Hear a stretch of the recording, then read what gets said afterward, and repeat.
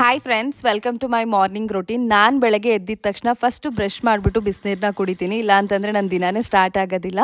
ಇವತ್ತು ನಾನು face wash ಮಾಡೋದಕ್ಕೆ ಕ್ಲೆನ್ಸಿಂಗ್ ಆಯಿಲ್ನ ಫಸ್ಟ್ ಯೂಸ್ ಮಾಡ್ತಾ ಇದ್ದೀನಿ. ಅದಾದಮೇಲೆ ಸರ್ವಿ ಫೇಸ್ ವಾಶ್ನರ್ನ ಯೂಸ್ ಮಾಡಿಬಿಟ್ಟು ಫೇಸ್ ವಾಶ್ ಮಾಡ್ತಾ ಇದ್ದೀನಿ. ಕೆಲವೊಂದು ಸ್ಕಿನ್ ಕೇರ್ ಪ್ರಾಡಕ್ಟನ್ನು ನಾನು 1 ಮಂತಿಂದ ಎಕ್ಸ್ಪೈರಿ ಡೇಟ್ ಚೆಕ್ ಮಾಡಿಲ್ದಂಗೆ ಯೂಸ್ ಮಾಡಿಬಿಟ್ಟಿದ್ದೀನಿ. ಅದರಿಂದ ನಂಗೆ ಜಾಸ್ತಿ ಪಿಂಪಲ್ ಆಗೋಕ್ಕೆ ಸ್ಟಾರ್ಟ್ ಆಗಿಬಿಟ್ಟಿದೆ.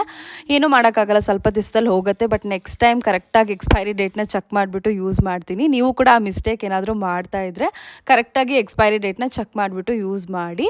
ಅದಾದಮೇಲೆ ಬಿಸಿನೀರನ್ನ ಕುಡಿದ್ಬಿಟ್ಟು ನಾನಿವತ್ತು ರೈಸ್ ಟೋನರ್ನ ಮನೇಲೇ ಮಾಡ್ತಾ ಇದ್ದೀನಿ. ರೈಸ್ ಟೋನರ್ ಆಗಿರ್ಬೋದು, ಇಲ್ಲ ರೈಸ್ ಮಾಸ್ಕನ್ನು ನಾವು ಸ್ಕಿನ್ನಿಗೆ ಅಪ್ಲೈ ಮಾಡೋದ್ರಿಂದ ತುಂಬಾ ಬೆನಿಫಿಟ್ಸ್ ಇದೆ.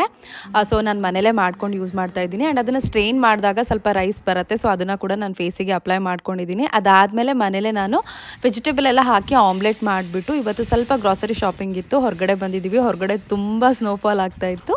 ಇವತ್ತಿನ ವಿಡಿಯೋ ಅಷ್ಟೇ. ಬಾಯ್.